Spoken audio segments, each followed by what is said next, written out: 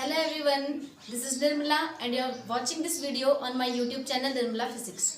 तो बच्चों आज हम बात करेंगे सुपरपोजिशन प्रिंसिपल की। मैं आपको बता दूं पहले कि सुपरपोजिशन प्रिंसिपल हमारा कहाँ पर लगता है। ओके, हमने प्रीवियस लेक्चर में हमने बात की थी कूलम्स लॉ की। कूलम्स लॉ में हमने क्या किया था, कोई भी दो पॉइंट चार्ज होते हैं हमारे पास, there are 2 point charges Q1 Q2 separated by a finite distance, then the force between these two charges are 1/4 pi epsilon naught Q1 Q2 upon R square। हम ऐसा कुछ पढ़ते थे कूलम्स लॉ में, जो हमारा एक्ट करता था किसके बीच में, Q1 और Q2 मीन्स 2 पॉइंट चार्जेस के बीच में वैलिड होता है किसके लिए, कौन, कूलम्स लॉ होता है। अब हम बात करते हैं आज सुपरपोजिशन प्रिंसिपल मीन्स एक ऐसा सिस्टम लेंगे जहां पर हमारे पास मोर देन 2 चार्जेस हमारे प्रेजेंट होंगे। मीन्स वहाँ पे कोई ओनली 2 पॉइंट चार्ज हमारे प्रेजेंट नहीं होंगे, हमारे 2 से ज़्यादा चार्ज होंगे, Q1 Q2 Q3 Q4। तो बच्चों late us consider a system of number of particles. मान लेते हैं हमारे पास एक ऐसा सिस्टम है जिसमें 2 से ज़्यादा पार्टिकल्स हों, ठीक है, और हमारा प्रत्येक जो हमारा पार्टिकल है उस पर कुछ ना कुछ चार्ज है। तो हमने ऐसे ही एक सिस्टम ले लिया है जिसके पहले पार्टिकल पर जो चार्ज है वो है Q1, सेकंड पार्टिकल है उसका Q2, थर्ड हमारा Q3 Q4 and so on. तो देखिए आपको पता है कोई भी 2 पॉइंट चार्ज होते हैं उनके बीच में फोर्स काम करता है एक अकॉर्डिंग टू कूलम्स लॉ। तो देखिए there are number of charge particles, Q1 और Q2 के बीच में एक फोर्स काम करेगा। सिमिलरली Q2 और Q3 के बीच में Q3 Q1 Q4 Q1 Q4 Q2 Q4 Q3 and so on. तो हमने क्या करना है, जो सुपरपोजिशन प्रिंसिपल होगा, सुपरपोजिशन प्रिंसिपल में हम क्या करेंगे, कोई भी एक आर्बिट्रेरी चार्ज पकड़ेंगे और उस चार्ज पर अलग अलग चार्जेस की वजह से कितना टोटल फोर्स काम कर रहा है, कितना नेट रिजल्टेंट फोर्स काम कर रहा है, उसकी हमने क्या करनी है, डिटर्मिनेशन, उसको हमने डिटरमाइन करना है। ओके, अब देखिए अकॉर्डिंग टू दिस प्रिंसिपल, ये सुपरपोजिशन प्रिंसिपल कहता क्या है, ये कहता है कि किसी भी नंबर ऑफ चार्ज पार्टिकल का जो हमारे पास सिस्टम है, उस सिस्टम का एक आर्बिट्रेरी चार्ज आपने पकड़ना है। Suppose that charge is Q1, हमने Q1 एक चार्ज पकड़ लिया उस आर्बिट्रेरी मानकर, ठीक है।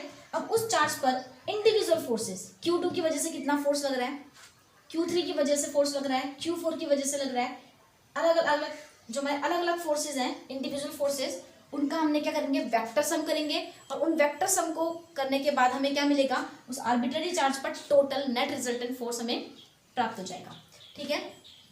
Let us consider F12 is the force acting between Q2 and Q1, और you can say F12 is the force acting on charge Q1 because of charge Q2, ठीक है, and F13 is the force acting on charge Q1 due to charge Q3.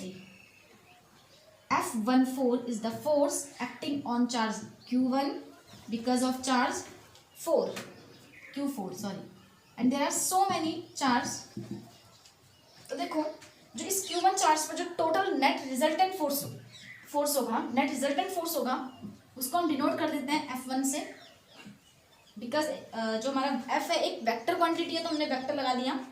Okay, अब जिस पर resultant force की बात करें तो ये F21 की वजह से, Q2 की वजह से एक्ट करने वाला force plus force due to Q3, force due to Q4 and number of charges.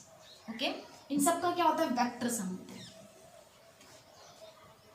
ठीक है, समझ में आ रहा है। सुपरपोजिशन प्रिंसिपल कहता है कि किसी सिस्टम के नंबर ऑफ चार्ज पार्टिकल का जो सिस्टम है हमारे पास, उसमें किसी एक चार्ज पर जो टोटल नेट रिजल्टेंट फोर्स होगा वो इंडिविजुअल चार्ज के द्वारा लगाए गए फोर्सेस के वेक्टर सम के इक्वल होगा, ठीक है। ऐसे ही अगर आप बात करेंगे, हमने यहाँ पर एक चार्ज किसको लिया है, Q1 को कंसीडर करके हमने टोटल फोर्स निकाला है। ऐसे ही आपकी मर्जी है, आप Q2 को ले सकते हैं, Q1 की वजह से Q3, ठीक है, Q2 पर Q3 की वजह से Q4 Q5, ऐसे करते करते इनका वेक्टर सम आप निकाल सकते हैं, किससे, सुपरपोजिशन प्रिंसिपल से। मेरे पास सबको समझ में आ रही है, ठीक है। तो इसकी डेफिनेशन लिख लेंगे आप,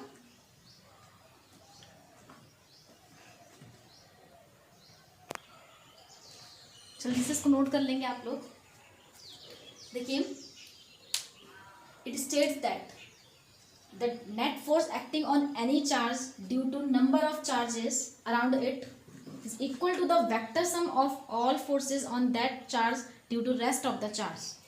ठीक है, कहने का मतलब है कि जो किसी भी एक आर्बिट्रेरी चार्ज पर जो टोटल फोर्स होगा, नेट फोर्स होगा, वो इंडिविजुअल चार्जेस की वजह से लगने वाले फोर्स की वजह से फोर्स का वेक्टर सम होगा। That is it is the vector sum of the individual forces. Means individual forces का क्या है, एक वेक्टर सम है। Let us consider a system of N particle having N charges. N charge का हमने एक system पकड़ लिया है जिसमें Q1 Q2 Q3 Qn इतना चार्ज है। ठीक है, suppose F12 F13 F1n are the forces acting on Q1 due to charge Q2 Q3 Q4 and respectively. कह रहे हैं कि सपोज जो हमारा Q1 पर चार्ज Q2 Q3 Q4 और Qn की वजह से जो फोर्स काम कर रहा है वो F12 F13 F1n so on इतने फोर्सेज हैं। ठीक है, then resultant force on Q1 is given as according to superposition principle, that is this is the required expression of superposition principle. तो बच्चों देखो, इतना हमारे लिए, ठीक है, ये तो हमारा एक जनरल फॉर्म है। अब इसको थोड़ा सा हम क्या करते हैं, थोड़ा सा और बढ़ा देते हैं, डेरिवेशन टाइप कर लेते हैं इसका। तो आप लिखेंगे जल्दी से, लेट या कंसीडर। देखिए, अगर आपको इतना करना है तो आप इतने में हम जो ये डायग्राम है, इतने डायग्राम से हमारा काम चल जाएगा। अब बात करते हैं, अगर हम इसी को हम थोड़ा सा क्या करना है, थोड़ा सा और मॉडिफाइड करेंगे, तो बच्चों आपको एक चीज़ कंसीडर करनी पड़ेगी कि जो हमारा Q1 चार्ज है, सपोज हमारा एक, फिर हमने क्या लेना है, एक कोऑर्डिनेट सिस्टम लेना है, Cartesian coordinate system X Y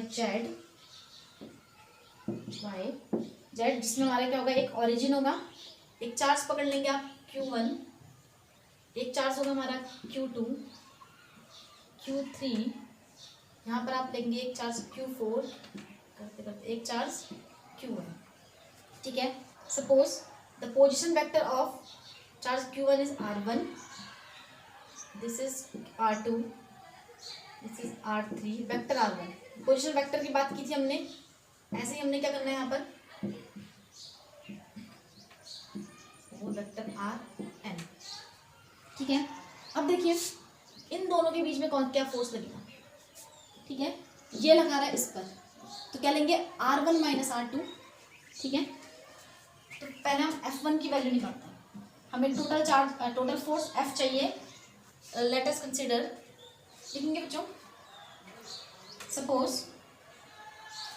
charge Q1 Q2 Q3 Q4 so on करके Qn are distributed randomly with position vector R1, vector R2, vector R3, vector R4, vector Rn respectively। ठीक है, we know that vector F is the net resultant force acting on charge Q1 due to all these charges। ये सभी charge की वजह से हमारा Q1 पर force जो है वो कितना है, वेक्टर F, जिसके हमने ये किया था। इसको मैं दोबारा बच्चों ऊपर लिख लेती हूँ। वेक्टर F12 निकालना है हमें, वेक्टर F13 निकालना है, vector F14 and so on. तो हम 13 तक करते हैं, हमारा वेक्टर F1n। तो देखिए, कूलम्ब्स लॉ का हमने एक वेक्टर फॉर्म पढ़ा था। वेक्टर फॉर्म क्या था, जनरल फॉर्म लिखते हैं पहले।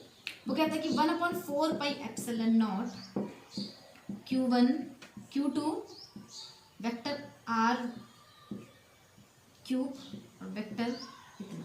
ठीक है, यहाँ पर डिपेंड होता था क्या, कि अगर हमारा देखिए F12 क्या है, force acting on Q1 due to Q2 की वजह से Q1 पर कितना फोर्स लग रहा है, उसकी डायरेक्शन हमारी इधर को होगी F12 की।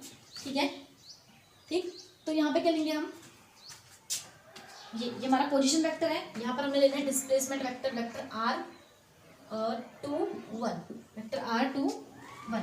यहाँ पर बात कर लेते हैं 4 pi epsilon naught Q1 Q2 upon vector R21 whole cube and unit vector R21।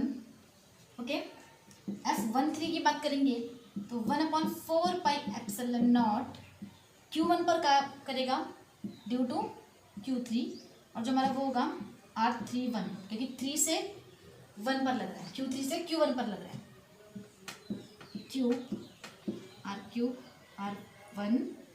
R3 1 and so on करते हुए बच्चों आपको यहाँ पे पहुँच जाना है। ठीक है, अब ये अटक नहीं पा रहा है तो मैं यहाँ पे लिख लूँगी, यहाँ पे 3 की जगह आप n लिख देंगे, 3 की जगह n लिखेंगे। ठीक, अब कॉमन ले लेते हैं, कॉमन ले लेना है जिसको हमारा कूलम्स लॉ का वेक्टर फॉर्म एक बार और देखना है तो हमारे इससे पहले वाले, जस्ट इससे पहले वाला हमारा लेक्चर है उसमें चले जाएंगे। नो, इससे पहले वाले से पहले वाला लेक्चर, हाँ दो पहले, 1/4πε0 हम यहाँ से कॉमन लेंगे, Q1 सब में क्या आएगा, कॉमन आएगा, तो Q1 हमारा कॉमन आ चुका है। अंदर आप लेंगे Q2 R21 vector modulus cube of the modulus of vector R21, ये हमारा displacement vector R21 plus Q3 vector R31 cube plus एक चीज़ और कर लेंगे Qn upon vector Rn1 cube N1। Okay, तो ये क्या है हमारा, ये हमारा एक्सप्रेशन आ गया बच्चों सुपरपोजिशन प्रिंसिपल का इन द वेक्टर फॉर्म। ठीक, अब ऐसे कह सकते हैं इसकी वजह से कितना फोर्स लग रहा है, इसकी वजह से फोर्स निकाला हमने, और हाँ there are so many forces, okay, individual forces की वजह से इधर को लगेगा, तो जिनका रिजल्टेंट होगा बच्चों, जितना भी हमारा सबकी वजह से जो फोर्स लगेगा, रिजल्टेंट फोर्स हमारा कुछ यहाँ पर होगा, हमारा वेक्टर एफ बीचों बीच जाएगा रिजल्टेंट। ठीक है, जल्दी से इसको नोट करेंगे, ये हमारा है सुपरपोजिशन प्रिंसिपल हमारा कंप्लीट हो चुका है।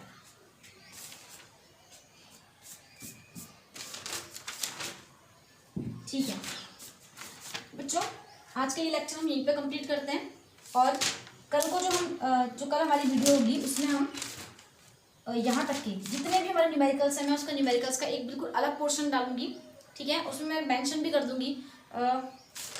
ठीक है, आगे से लिख दिया होगा हमने numericals based on Coulomb's law पर बेस्ड और सुपरपोजिशन प्रिंसिपल पर बेस्ड, कुछ एनसीईआरटी के न्यूमेरिकल्स हैं, कुछ हमारी एडिशनल बुक एडिशनल बुक जो होती है उसके न्यूमेरिकल्स हैं। ठीक है, उसका एक अलग से लेक्चर बनेगा हमारा, जरूर देखना उसको। और एक बात और ध्यान दीजिए, मे भी हो सकता है कि मैं उस लेक्चर को, जो न्यूमेरिकल का पोर्शन है वो हिंदी मीडियम के लिए भी वही हो, इंग्लिश मीडियम के लिए भी वही हो। ठीक है, आप टेंशन मत लीजिए, उसमें मैं इंग्लिश का पोर्शन और हिंदी का दोनों एक साथ लिखाऊंगी।